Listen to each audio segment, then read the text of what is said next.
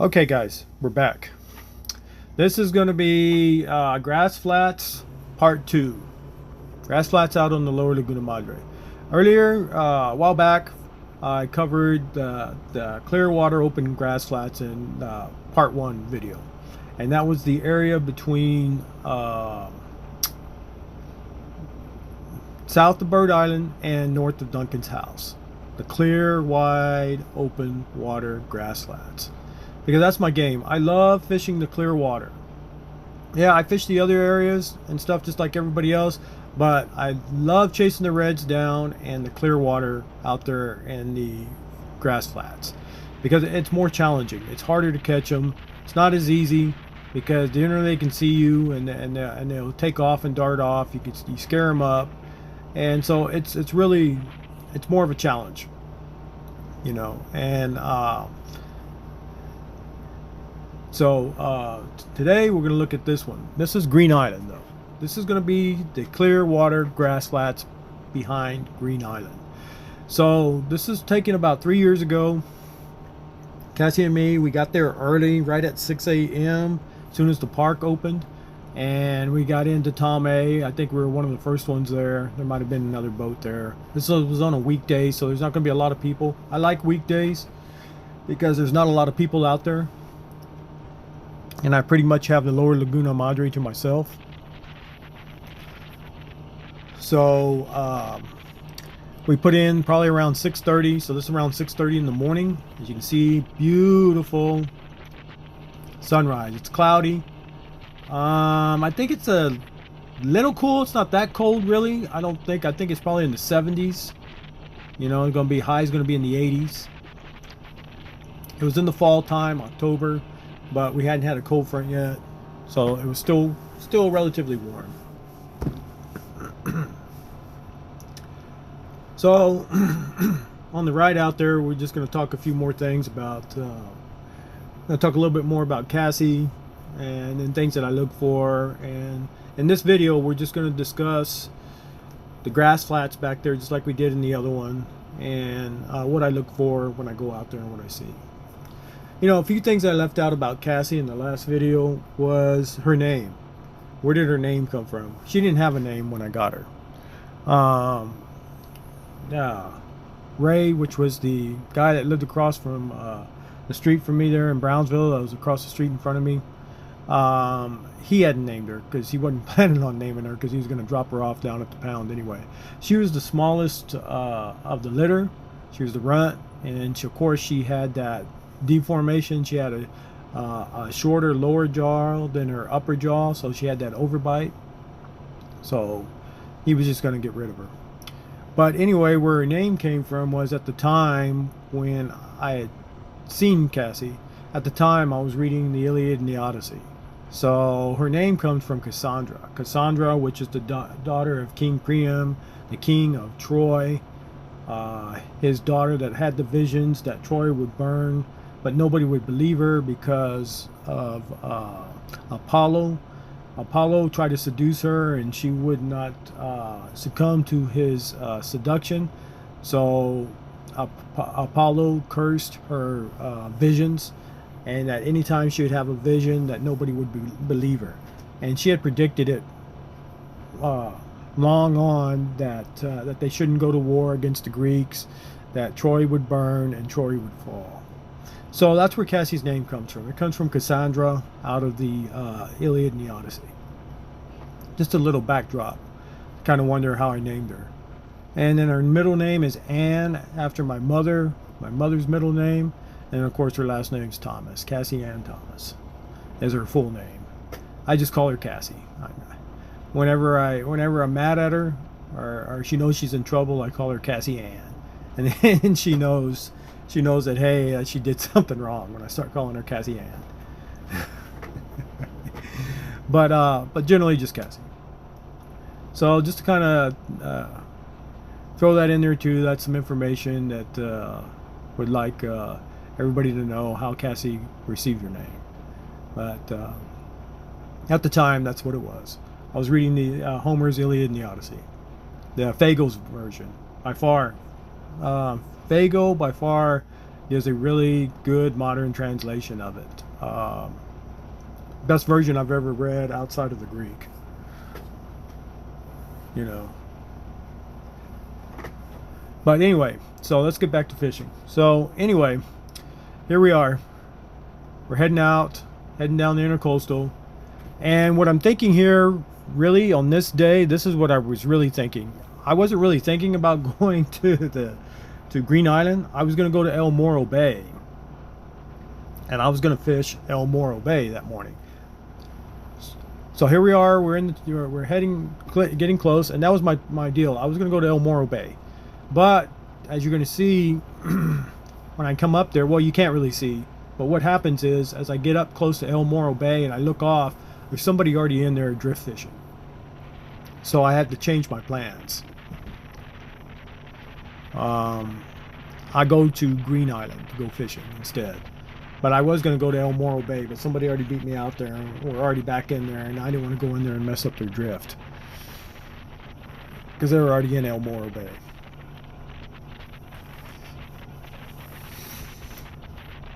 You know, just common courtesy. You know, if you already see somebody back there drifting in that area, don't go across, cut across their drift and stir up the fish and all that. Should always be polite and respect. You know, just like how you would like the same being done for you.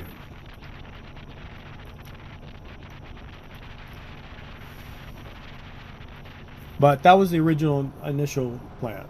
We were going to go fish El Morro. Go try for some big reds back in there. I caught a big red a while back in there that was 29 inches. Over slot red.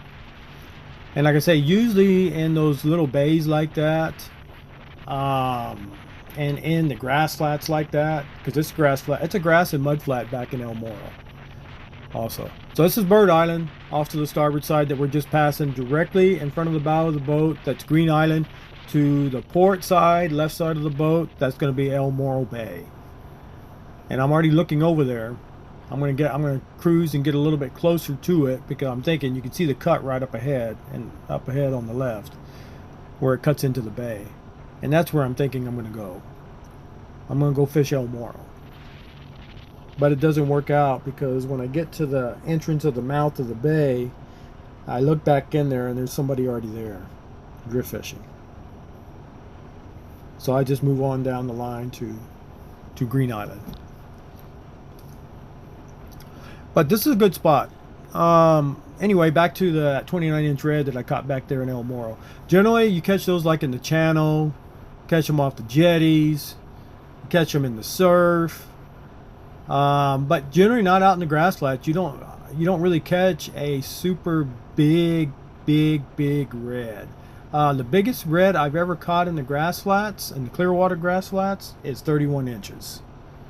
Them big old ones, like, you know, them 38 inches to 42 inches, those usually, I've never caught them like that out there.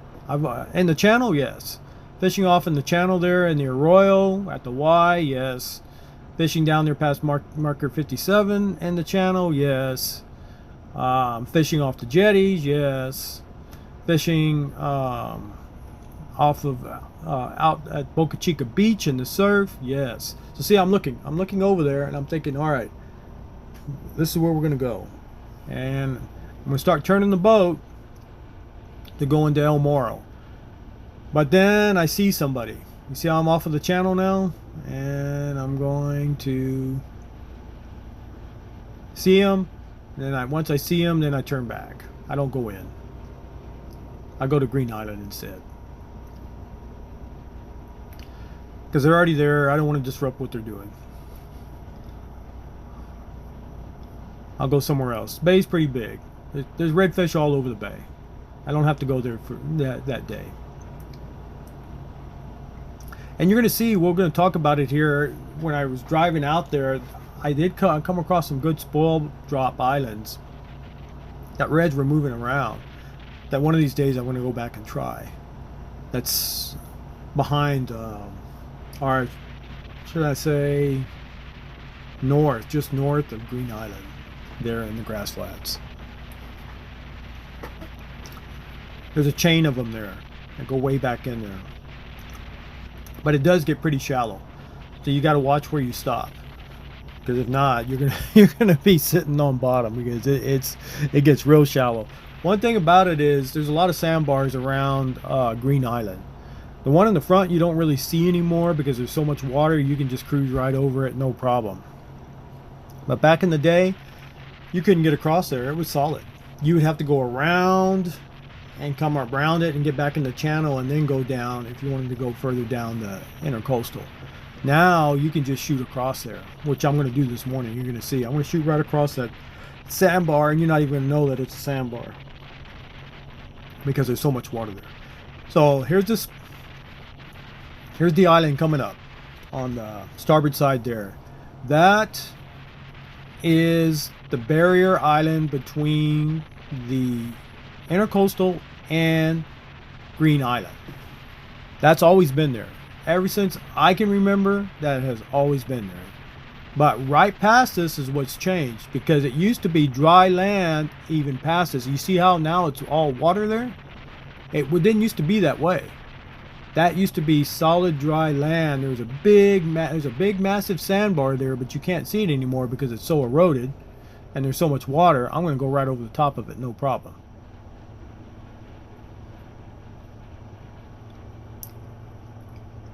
So all that water that you see there, back in the day when I used to fish way back in the day, I'm talking, this is not even way back. Well, I guess it is. But right here, I'm crossing right over a sandbar. You couldn't do that before. Back in the 90s, that was solid land right there. And you couldn't turn into Green Island just like what I did. You couldn't do that. That just shows you how much it's changed.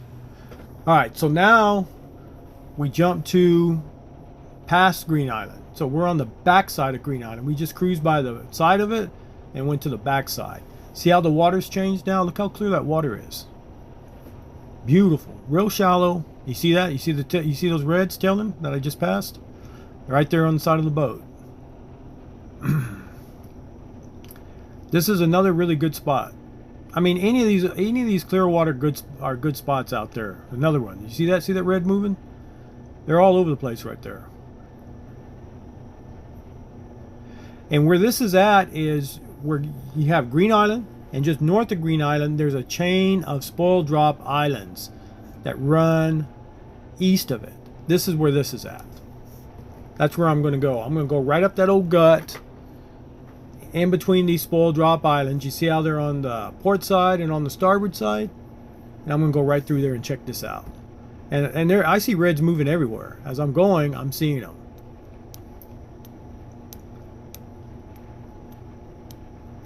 And I'm just scouting. That's all I'm doing. Looking and just checking this area out.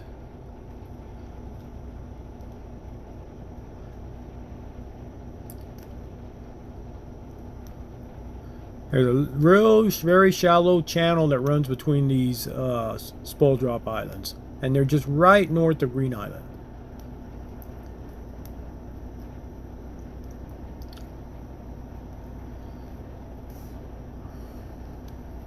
But you got to watch. It gets real shallow, and you don't want to stop. If you stop in certain places, you're not going to get up.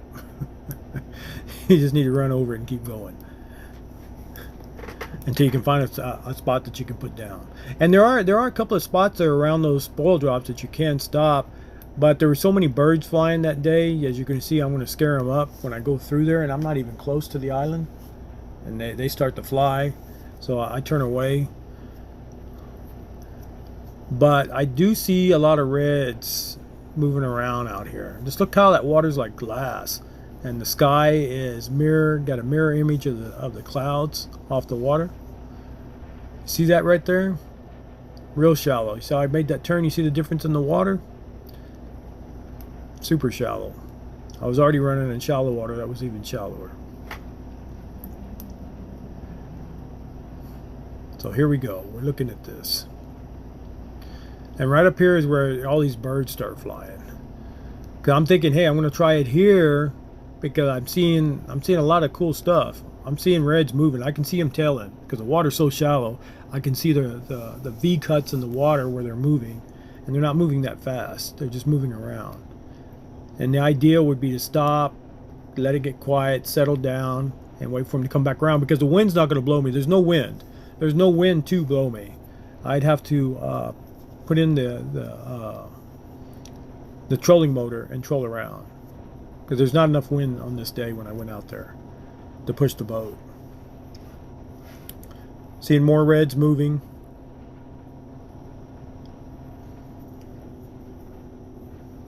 But look how beautiful it is.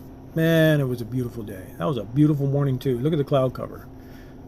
Sun's starting to peek through, but not fully out just yet. But these Clearwater grass flats are excellent place. So you look at all those birds. Look at them. Hundreds, if not a thousand of them, but for sure several hundreds of them flying everywhere back there. And I try to stay off the islands. I don't like getting close to those little drops because that's where the birds usually nest and stuff. So I don't try to disturb them that much. But for some reason, I don't know why they picked up that day, but they did.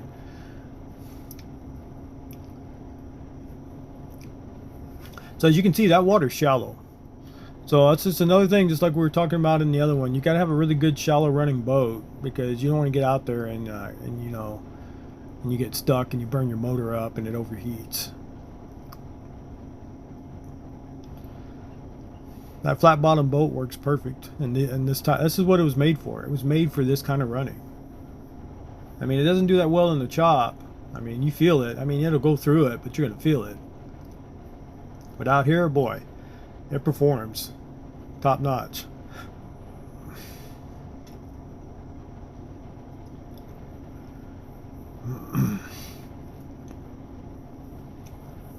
So this is my area. This is what I love to fish. This is my favorite spots. I love this clear water. And see right there, look at that. Those were reds too, moving right there. More reds off to the starboard side. Ran across them right there. So they're all out there, moving around in little schools. Onesies, twosies, threesies. There's some more right there. What I'm looking for is I'm looking for the bigger ones. So I'm looking for where it makes like you've ever seen when a predator fish is close to the top of the water, it makes that perfect V cut ripple in the water. That's what I'm looking for. That's where I know that the bigger ones are at. When I see that. That's why I'm scanning and looking.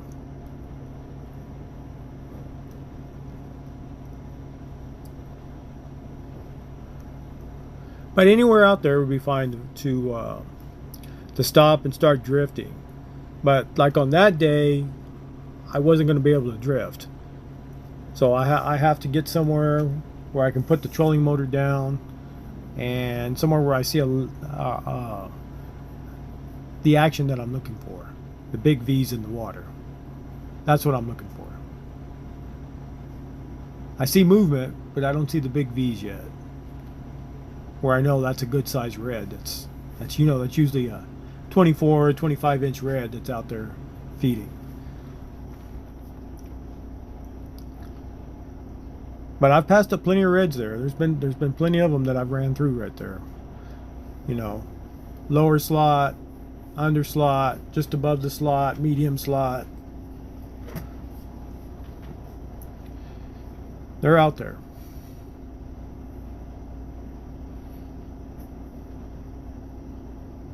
I have to get some drone footage one of these times so you can see them. You never really, one thing about the grass flats, you don't really run across like a big, massive school like you do, that's in the channel or that's in the, that's out in the Gulf of Mexico. Usually they're in, onesies, twosies, threesies. Sometimes you see 5, 6, 7, 8 of them together. 10 at the most. But none of these like big, massive swarm schools, where you're talking where there's 30, 40 of them, or more. like you see up in Baffin Bay,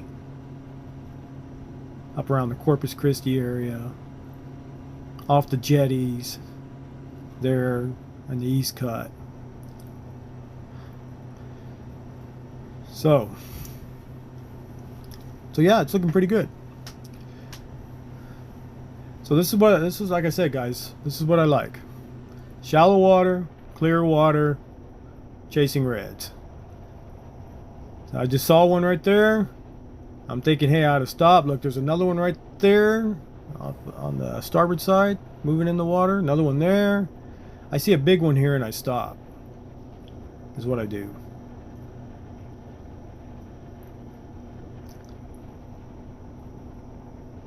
Coming up here somewhere. I see a big one moving. And I'm like, hey, right there, that's the one. Nice V-cut in the water.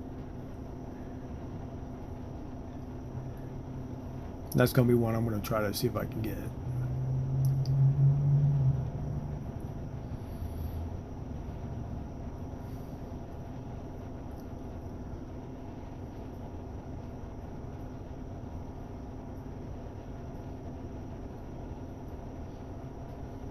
But look at it. Beautiful. Doesn't get any better than that. Beautiful cloud formation. Water's like glass. Got a mirror reflection of the sky on the water. Beautiful.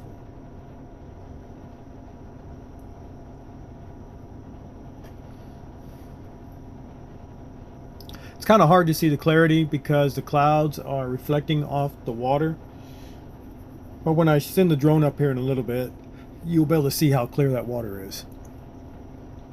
It's clear. It's crystal clear.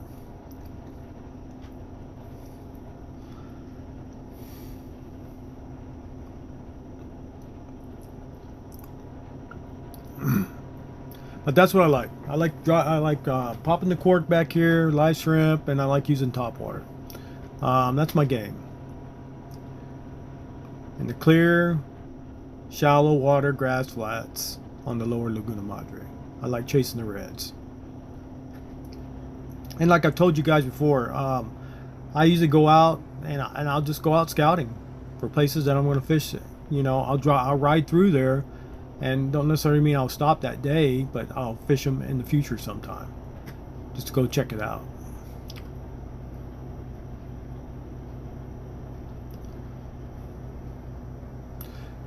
So we're getting too close to the island. That's the island over there. I'm going to shoot back towards the intercoastal, because you look how shallow the water's getting. It's going to get to where it's going to be too shallow and my boat won't even run in it. So that's why I made the turn there, because I wasn't looking to go into the sand flats. I wanted to fish the grass flats that day, and the tide was changing. So one thing about it, if you ever do fish the sand flats, you always want to fish it at high tide. Low tide, you're going to run into trouble out there. You probably won't even be able to get out there at low tide. But high tide's the time to go on an incoming tide to fish sand flats on the lower Laguna Madre.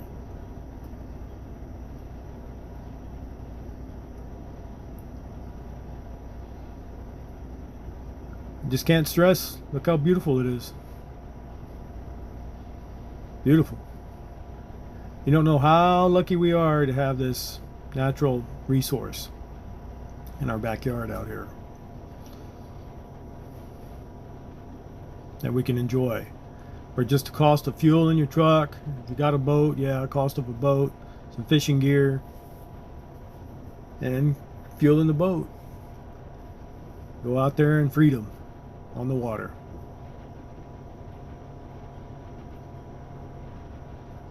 Enjoy the day. Nobody around. Look at that. There's nobody around. No boats. Nobody.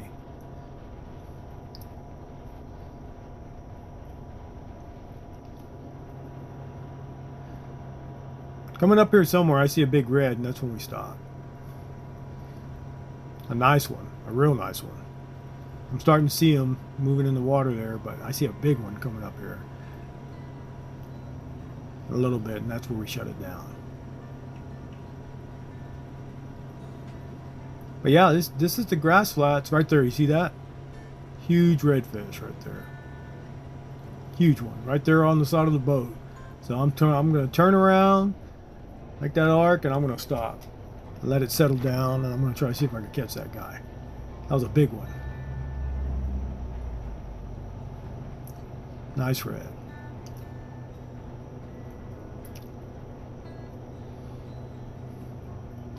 I'm going to bring it to a stop here.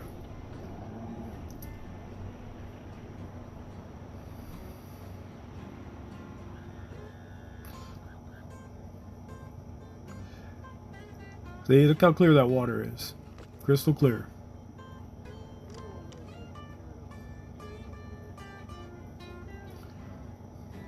The one thing is, though, I scared him. That's the one thing, I scared him up. So we gotta. So he's moving around. He's a little skittish now, and now it is to see if we can entice him to buy what we're selling. All right. So now let's go back to Green Island. Let's take a look at Green Island, where I used to fish. All right. So this is Green Island. I fished many a years out here at this place. This used to be my favorite place on the lower Laguna Madre.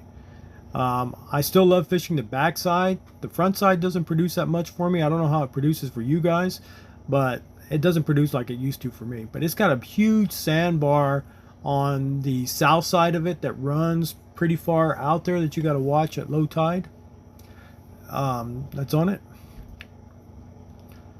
And then also it runs a little bit behind it.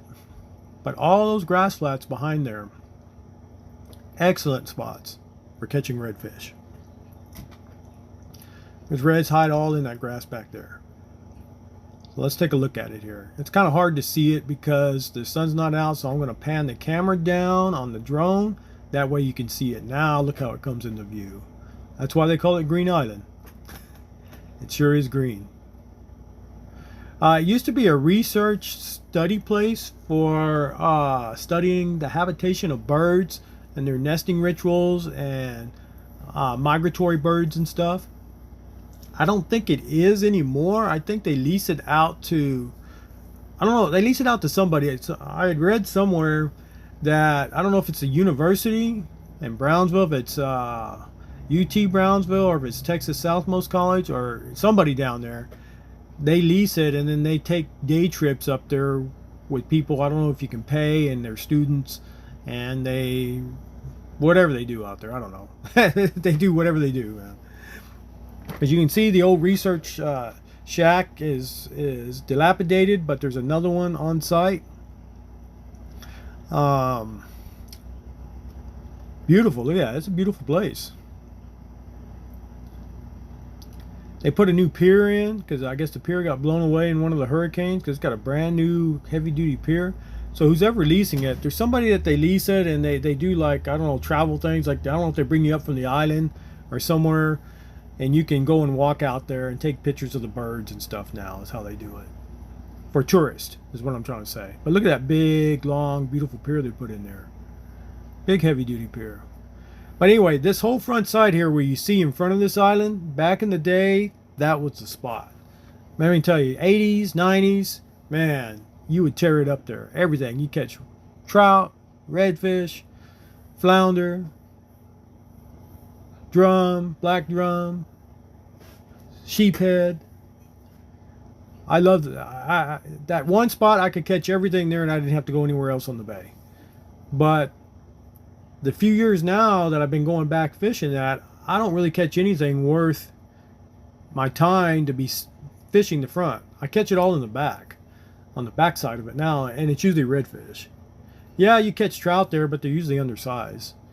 And it's just weird how the ecology and the fishing has changed there, because it used to be really good, because there used to be a lot of big deep potholes in there, and you drift over those potholes to the sandbar by the intercoastal, and then circle back to the island and drift back and just cover that whole zone all across there, and it was always good for big reds, nice sized trout. The biggest trout I ever caught, I caught it here at Green Island. But it doesn't really produce for me anymore in the front. I catch fish, but not anything really big. So I don't know how it does with you guys. When you guys fish, I don't know how you guys do well out there. But it just doesn't really produce like it used to. And it's sad because I'm telling you, it used to be a really good spot. Man, in November, you always went for drum. If you want to go drum, right around Thanksgiving. Boy, the drum were always loaded in there and packed in there, you know, but not anymore. You know,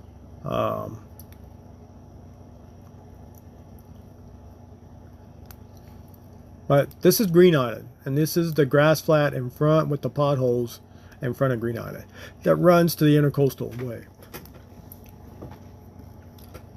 As you can see, I'm panning it around. The water's not as clear as it used to be. It used to be a lot more clear. It wasn't never crystal clear, but it had, you know, 70% clarity there. You don't have that anymore. So I really don't know what happened on this side of the island. Why the water changed, and the fishing definitely changed too. Because that morning there, I think all I caught were a couple of undersized trout, maybe one rat red, and that was about it, man. I didn't catch anything else there in front of that island. But when I went to the backside, that was a different story. Plenty of reds back there. As you can see, I got my trolling motor out because there's no wind. So I got to move around a little bit here and there and then cast. There's Cassie walking there, going back to the back of the console, doing her rounds. She likes walking around. And you can see I got my I have 4 of those. I have 4 of those inshore, extreme, offshore angler poles. And I always carry 3 on the boat because the 4th one is for the GoPro camera, the 4th slot behind the seat. Keep them up out of my way. So here we are. We're on the back side of Green Island. The one that you just saw, I was on the front side. That's Green Island behind me. So this is the grass flats behind Green Island. And this is what I'm going to show you. Just the water doesn't look that clear there yet, because the reason why is because the clouds are reflecting off of the water, and it's kind of makes it look like that it's not clear water, but it's clear. The water's crystal clear there. You're going to see it when the drone goes up. Crystal clear. It's just a reflection of the clouds makes it look like it's murky, but it's not. But this is the backside now, and the grass flats.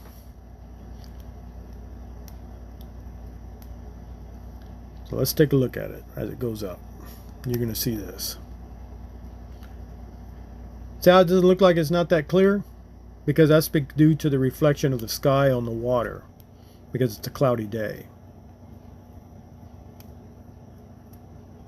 But when you take the reflection of the sky out of the picture and you turn the camera down to the water, now look at it. Look how clear that water is.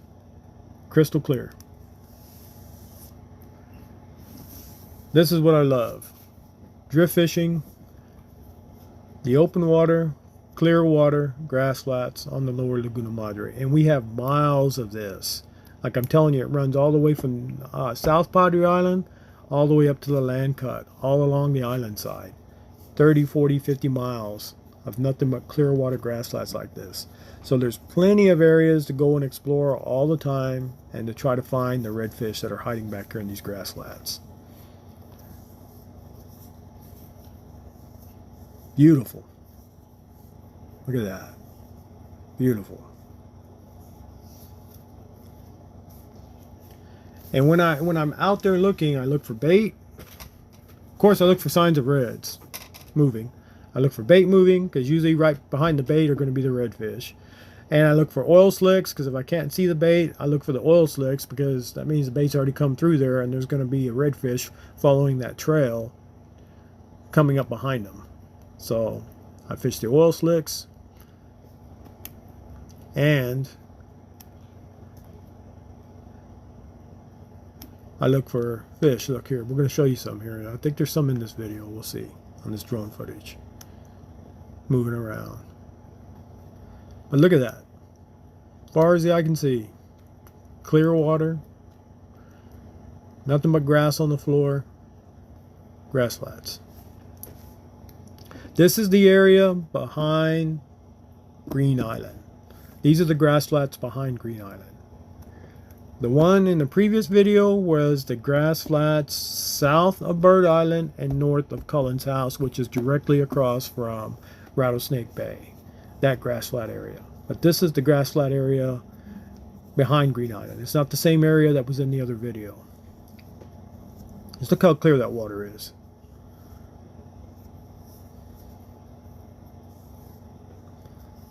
Now check this out.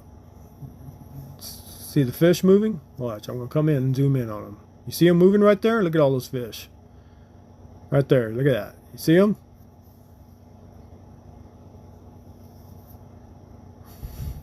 So there's about 10 of them right there. 10 or 12.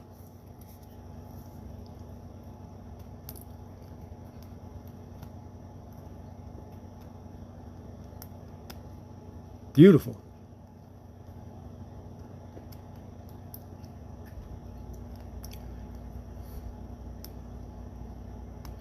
So when you're fishing these areas, guys, there's fish out there that they're a little bit harder to catch because you got to be quiet.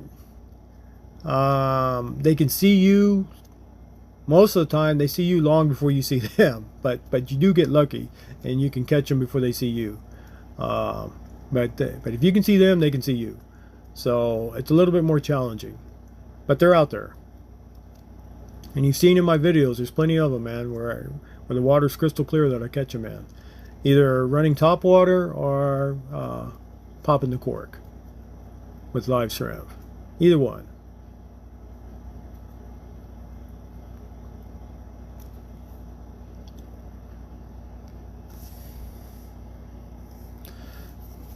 But the idea is pick a spot and just drift. Stay as quiet as possible. And work the area. And a lot of times you can't see them in there. Okay, so now this is back. Let me see. Let me pan the camera and see where we're at. What's the drone? That's Green Island. So we're still on the backside of Green Island.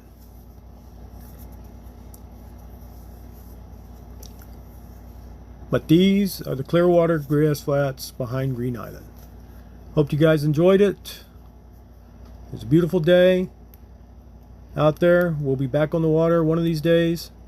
Rusty and me will see you guys out on the Lower Laguna Madre. Y'all have a good day.